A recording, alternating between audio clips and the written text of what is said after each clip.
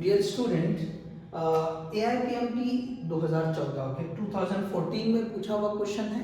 Okay देखिए इसमें क्या दिया है, hydrogen atom in the ground state is excited by monochromatic radiation of lambda is equal to 975 angstrom unit. Okay इस wavelength की रेडिएशन जो है हाइड्रोजन एटम को दी गई एक्साइट करने के लिए। Number of spectral line in the resulting number of spectral line resulting spectrum emitted will be, जो स्पेक्ट्रम रिजल्ट कर रहा है उसमें कितने स्पेक्ट्रल लाइंस आएंगे, नंबर ऑफ स्पेक्ट्रल लाइंस।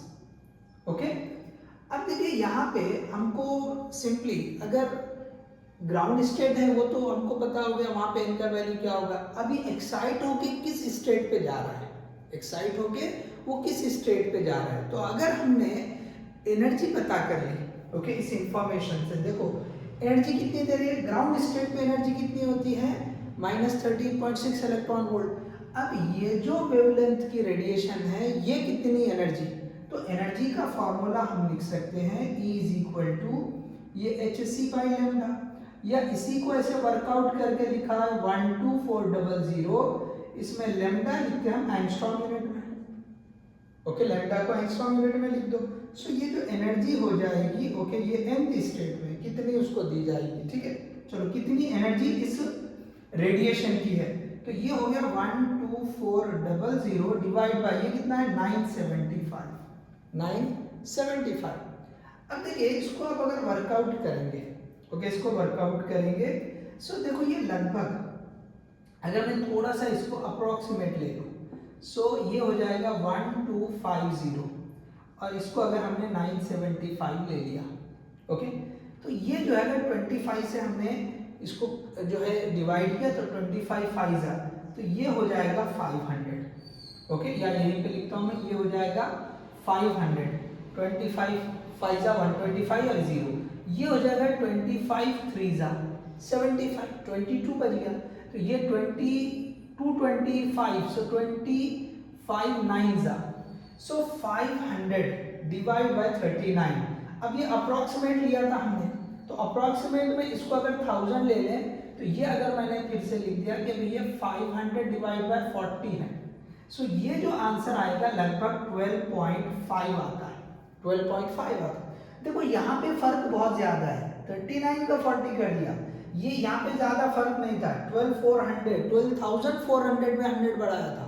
ठीक है अब ये जो वेरिएशन होगा इसकी वजह से जो फर्क आएगा, ये हमने 12.5 लिखा बट दिस विल बी, ये अप्रोक्सीमेट है, ये आता है actually E is equal to 12.75 आएगा। कितना आएगा, लगभग 12.75 इलेक्ट्रॉन वोल्ट ये आ जाएगा। ठीक है अब यहाँ पे हमको ये देखना पड़ेगा भी चेंज हमने कितना किया है, किसमें, इसमें 100 का चेंज किया है, इसमें 25 का चेंज किया है। ठीक है ना, वो जो भी चेंज करेंगे। ठीक है सो एनीवे यहाँ पे जो वैल्यू आएगी एनर्जी इस रेडिएशन की एनर्जी इतनी है।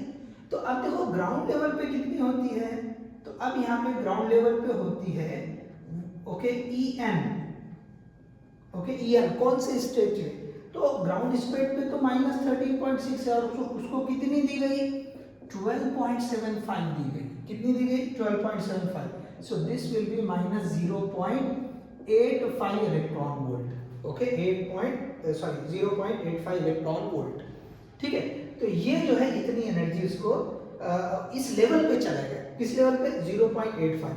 देखो अगर मैं यहाँ पे ग्राउंड की बात करूं तो ये होता है -13.6, इसके बाद आता है -3.4, इसके बाद आता है -1.51, इसके बाद आता है -0.85। तो ये n इज इक्वल टू 1, ये n इज इक्वल टू 2, ये n is equal to 3, n is equal to 4। तो n इज इक्वल टू 4 पर है, कितने पे, n इज इक्वल टू 4 पर है। तो अब स्पेक्ट्रल लाइंस का फॉर्मूला हमने बताया था, स्पेक्ट्रल लाइंस तो कितना होता है वो, तो ये लिखेंगे हम n1 माइनस या n2 minus n1 into n2 minus n1 plus 1 divide by 2। सो देख लिया हम n2 कितना है, तो ये 4 आ गया है, तो हमने ये 4 माइनस 1 ओके इनिशियल क्या है 1 ग्राउंड स्टेट का, into 4 minus 1 plus 1 divide by 2। अगर आप इसको वर्कआउट करेंगे तो आंसर आ जाएगा 6।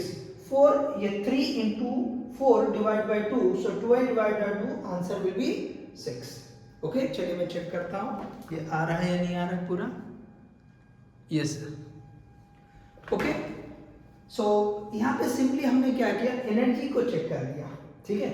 और वो एनर्जी अगर हमने इस ग्राउंड स्टेट के साथ ऐड की तो 0.85 माइनस 0.85, तो ये किस लेवल की एनर्जी है, उससे हमने जो n की वैल्यू है दूसरी वाली वो पता कर ली, n2 पता कर लिया हमने. फिर हमने ये फॉर्मूले से नंबर ऑफ स्पेक्ट्रल लाइंस निकाल ली. तो यहाँ पे क्वेश्चन थोड़ा डिफरेंट वे में पूछा. एनर्जी को जो है डायरेक्टली बताने के बजाय उसने ये दिया कि लेमडा वेवलेंथ दे दिया उस रेडिएशन की, फ्रीक्वेंसी भी दे सकता है. क्वेश्चन बदलने के लिए इस लेमडा या वेवलेंथ के जगह वो फ्रीक्वेंसी देकर भी पूछ सकता है. ओके सो ये इस तरह से हम जो है number of spectral lines find out कर सकते हैं. थोड़ा सा यहाँ आपको कैलकुलेशन करने की पड़ेगी. This is having some stuff. Okay so यहाँ पे 12.5 ले लेते हैं हम, तो 12.5 ले लेते हैं तो -1.1 ऐसी कोई एनर्जी लेवल आता नहीं है. इसलिए जो है थोड़ा सा आप वैल्यूज को ये अगर याद रखेंगे तो ये एडजस्टमेंट खुद ब खुद आपको समझ में आ जाएगा. ठीक है चलिए नेक्स्ट क्वेश्चन है जेई ओके अप्रैल 2024 का. आप ये इधर देख लें, मैं नेक्स्ट क्वेश्चन की तरफ जा रहा हूँ. ठीक है चलिए तो क्या है अप्रैल 2024 में क्या पूछा है, a hydrogen atom in the ground state is given by, okay, a hydrogen atom in the ground state is given an energy of 10.2 electron volt. How many spectral lines will be emitted due to transition of electron? अब देखो ये वाले question है, ये बहुत recent exam का है, JEE 2024 सबसे रिसेंट एग्जाम जो जेई मेंस का था उसका क्वेश्चन है. इसमें एकदम आसानी कर दी, उसने आपको ये एनर्जी दे दिया. यहाँ पे जो कैलकुलेशन के लिए आपको टाइम जा रहा है, ओके, ये नीट का क्वेश्चन था. ओके ये जो है आपको जेई का क्वेश्चन है. यहाँ पे और इजी कर दिया उसने, कैलकुलेटिव पार्ट और कम कर दिया. तो अब आप क्या समझे, इतनी एनर्जी दी गई, इतनी एनर्जी दी गई, ग्राउंड स्टेट पे कितनी होती है, तो हम पहले लिख लेंगे कि भाई ये nth लेवल पे कितनी एनर्जी होगी. तो पहले ग्राउंड स्टेट पे था तो उस पे होती है -13.6. ये बहुत आसान है, पहले ग्राउंड स्टेट पे था वहां पे एनर्जी कितनी है -13.6 इलेक्ट्रॉन वोल्ट है. अब कितनी दी गई, तो 10.2 दी गई, तो प्लस 10.2, सो ये इलेक्ट्रॉन वोल्ट में आ जाएगा. Okay this will be electron volt. So En will be equal to, अब देख लीजिए ये कितना होगा -13.6 plus 10.2, so this will give -3.4 electron volt. फिर से वही कंसेप्ट, ये आपको याद रखना है कि n is equal to 1 ground state पे एनर्जी कितनी होती है, n इज इक्वल टू 2 पे, n इज इक्वल टू 3 पे, n इज इक्वल टू 4 पे, n इज इक्वल टू 5 पे, एटलीस्ट इतना याद रखना पड़ेगा. ओके सो देख लीजिए यहाँ पे कितने आ गए -3.4. इसका मतलब ये वाले पे, तो ये तो first initial first excited level, यहाँ से तो एक ही लाइन पॉसिबल है, एक ही लाइन पॉसिबल है, तो यहाँ तो डायरेक्ट आंसर आ जाएगा, यहाँ से तो एक ही लाइन बन सकती है. फिर भी अगर हम फॉर्मूला यूज करना चाह रहे हैं तो हम फॉर्मूला यूज कर सकते हैं. So this will give n will be equal to 2.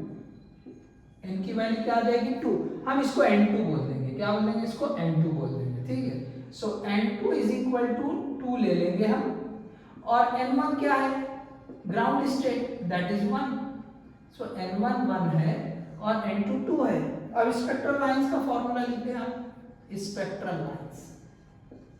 तो फिर से वही है formula n2 minus n1 into n2 minus n1 plus 1 divide by 2.